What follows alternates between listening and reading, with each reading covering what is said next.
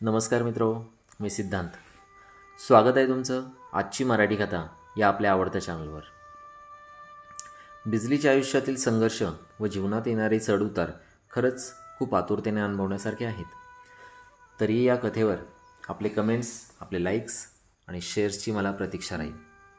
Subscribe केलं नसेल तर नक्की करा, कारण खूप छोटं चॅनल आहे हे आणि यूट्यूबवर तुम्हाला हे सापडणारही नाही. त्यामुळे पुढेही आपली भेट व्हावी असं निश्चितपणे वाटत असेल तर प्लीज सबस्क्राईब करा. पाहूया संघर्षकन्या या कादंबरीचा भाग 9. या अगोदरच्या भागांमध्ये काय झालं हे जर तुम्हाला जाणून घ्यायचं असेल तर आजची मराठी कथा या चॅनलला भेट द्या.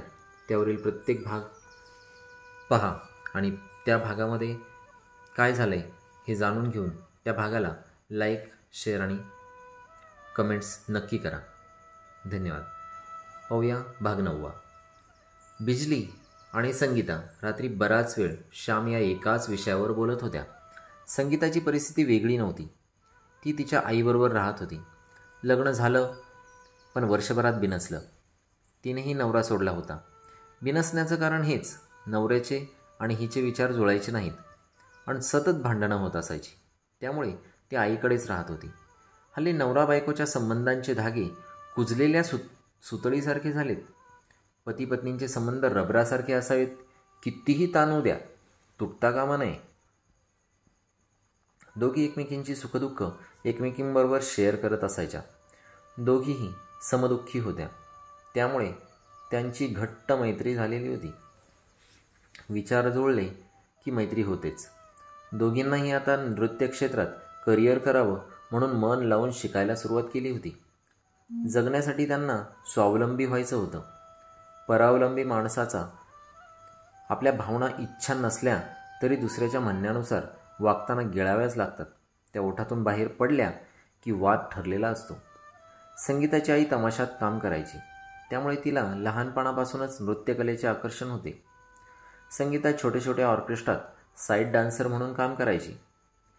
तिला मुख्य नायिका व्हायचे होते, त्यामुळे बिजलीसारखीच इथं मन लावून ती सराव करत होती. सकाळी लवकर उरकून त्या सरावासाठी रंगमंचाकडे आल्या.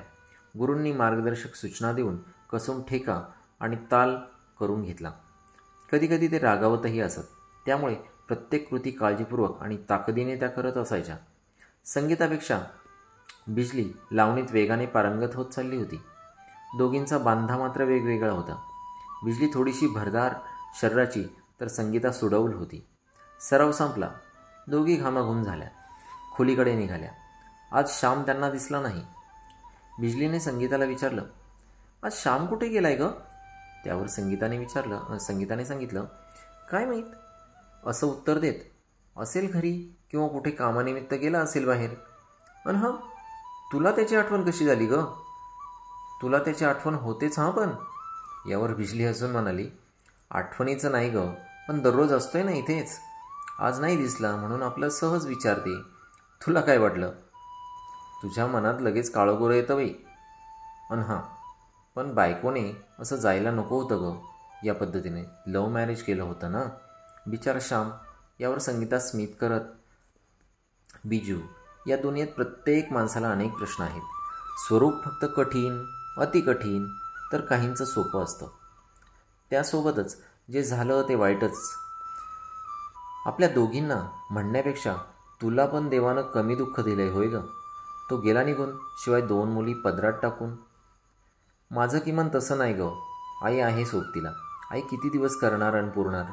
पण उद्याच्या आयुष्यासाठी खरंच काळजी घेणारा एखादा जोडीदार हवाच ग. असं एकाकीपणा किती दिवस सहन करणार आपण, बरोबर ना? यावर बिजली काहीच बोलली नाही. घरी आल्यावर थोडंसं फ्रेश होऊन दोघीही स्वयंपाकाला लागल्या. बराच वेळ दोघींना श्याम या एकाच विषयावर बोलत होत्या. तितक्यात श्याम खोलीकडे येताना दिसला. बिजलीला वाटले आता अधिक चर्चा याच्याशी करून याची बाकीची कथा जाणून घ्यावी. तो आला दरवाज्यातून. ताई, झाली का आजची तालीम? मला जरा बरं नव्हतं ना, त्यामुळे खोलीतच होतो दिवसभर. आता थोडंसं बाहेर जाऊन आलो. गुरूंनाही सांगितलं नव्हतं आज मी आजारी असल्याचं, पण घेतात समजून ते. नाहीतरी मी गेल्यावर इथं तरी कुठं त्यांना माणूस आहे. त्यावर बिजलीने, जेवला नाही का रे? असा प्रश्न विचारला. त्यावर त्याने नकारार्थी मान हलवत परत खोलीकडे निघून गेला. आज श्याम थोडा विमनस्क दिसत होता. बायकोच्या या पद्धतीने पळून जाण्याच्या निर्णयाचं त्याला दुःख होत होतं. जेवणानंतर उरलेला खिचडी भात घेऊन बिजली श्यामच्या खोलीकडे निघाली होती. बिजलीने दारातूनच आवाज दिला, श्याम, ए श्याम. श्याम अंथरुणातून उठून बसला. थकल्यासारखा दिसत होता तो. आशाळभूत नजरेने बिजलीकडे बघत, ताई आज इकडे आल्या? त्यावर बिजलीने त्याला विचारलं, बरं वाटतं का आता? थोडंसं जेवून घेतोस? असे म्हणत बिजलीने आणलेल्या भाताचा डब्बा श्यामच्या पुढे ठेवला व बाहेरच उभी राहिली. तिच्याकडे बघत, ताई बस ना, असे श्यामने म्हणताच, नको तू जेवून घे, असं म्हणत बिजली आपल्या खोलीकडे परत निघाली. श्याम विमनस्क नजरेने तिच्या पाठमोऱ्या आकृतीकडे बघत होता. मनातल्या मनात विचार करत होता, आयुष्यात स्वतःच सोबती असावं माणसानं. जे सोडून गेलेत त्यांना विसरून, जवळ आहेत त्यांना आपलं म्हणत जपायचं असतं. पाप इतका सुंदर पोशाख घालून येतं की ते पाप आहे असं माहीत असूनही आपण त्याला कवटाळतो. दारू वाईट आहे असं सगळं म्हणतात. तिच्यामुळेच तो कॉन्ट्रॅक्टर माझा मित्र झाला आणि माझीच बायको घेऊन पळाला. त्याचे वाईट वाटायचे त्याला. कधीकधी आपली चूक नसतानाही आपण वाईट दिसू लागतो, कारण आपण त्यांच्या मनासारखं राहत नाही, वागत नाही. बायकोच्या मनासारखं मी चालू दिलं असतं तर? श्याम मनात विचार करत असायचा. बिजली घरी गेल्यावर संगीतासोबत गप्पा मारत मारत अंथरुणावर पडली. तिला सिद्धू आणि तेजूची आठवण झाली होती. तिला त्यांच्या आठवणीने गलबलून आले होते. बिजलीचे नियमित सरावाचे दिवस चालू होते. नृत्यकलेतील एक एक कौशल्य ती आत्मसात करत होती. तिथं मात्र कसरत आणि मेहनत चालू होती. सकाळी उरकून रियाज करणे, प्रॅक्टिस करणं, या सगळ्यामध्ये दमून गेल्यावर स्वयंपाक, धुणं, भांडी आणि परत संगीताच्या तालावर सराव. परत घरी खोलीवर आलं की दररोज तेच तेजू आणि सिद्धूची आठवण यायची. तेव्हा ती व्यथित व्हायची. तरीही बिजली तिथं रमली होती. तिला स्वावलंबी बनून स्वतःच्या पायावर उभं राहण्यासाठी एकमेव मार्ग होता, तो म्हणजे मेहनत. रविवार आला. आज आईचा फोन येईल म्हणून मुली हॉस्टेलवर वाट बघत होत्या. तितक्यात अधीक्षिका मॅडमने आवाज दिला, तेजू, सिद्धी, आईचा फोन आलाय. मॅडमचा आवाज ऐकताच दोघी धावतच आल्या. त्या फोनची वाट बघत होत्या. आई असं म्हणत तेजू जोरात रडायला लागली. इकडे बिजलीच्या हृदयात कसनसू झालं. तिलासुद्धा गैवरून आलं. बराच वेळ झाला तरी तेजू रडायची बंद होईना. सिद्धीकडे फोन दिला. सिद्धी पण कापऱ्या स्वरातच आईबरोबर बोलत होती. तेजू तुझी आठवण काढतीये असं सांगत होती. आई तू आम्हाला लवकर भेटायला ये असं म्हणून ती पण रडायला लागली. तितक्यात फोन कट झाला. बिजलीने परत नंबर डायल केला तर बराच वेळ फोन बिझी येत होता. बऱ्याच प्रयत्नानंतर फोन लागला. बिजलीने अधीक्षिका मॅडमला मुलींची खुशाली विचारली. त्यांनी सांगितलं, मजेत राहतात त्या, पण कुणाचे पालक भेटायला आले की वाट बघत असतात तुमची. तुम्ही पण रविवारी येऊन जा ना, त्यांना थोडंसं बरं वाटेल, असं म्हणून त्यांनी फोन ठेवला. बिजलीला आज बेचैन वाटत होतं. संगीता आणि ती संध्याकाळी गावात थोडंसं खरेदीसाठी गेल्या. खरेदी तरी काय करणार, इतका पैसा थोडा होता त्यांच्याकडे. लावणी केंद्रातील मुली गावात काही कामासाठी आल्या की दुकानातील तरुणी मुलं वेगळ्याच नजरेने त्यांच्याकडे बघत असत.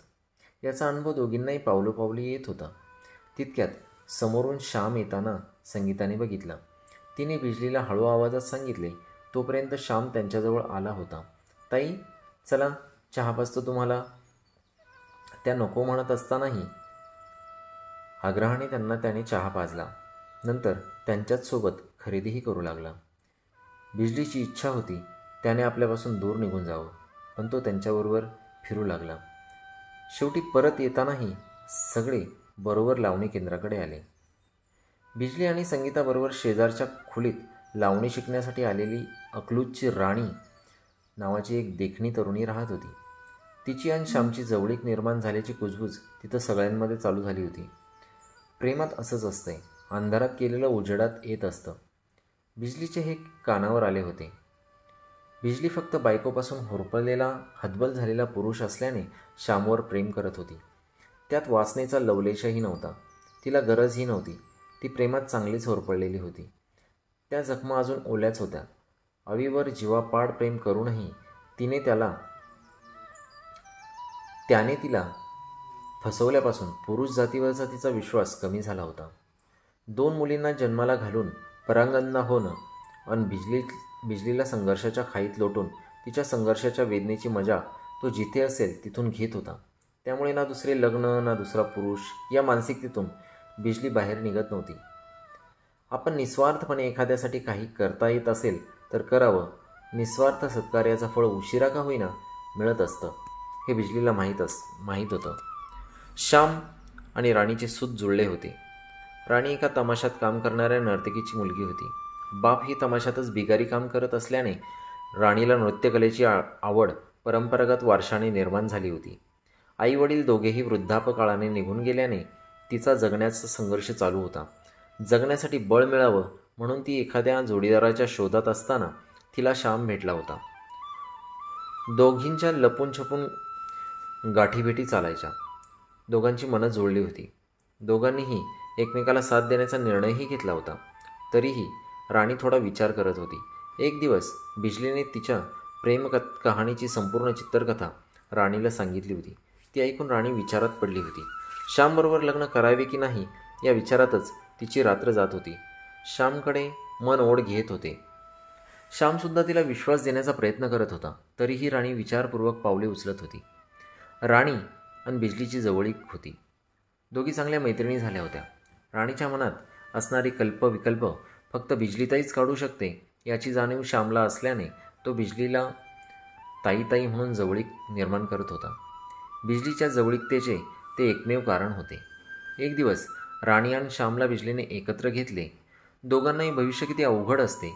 तुम्ही एकमेकांना साथ देणार की शरीराचा उपभोग घेऊन तृप्त झाल्यावर एकमेकांना सोडणार?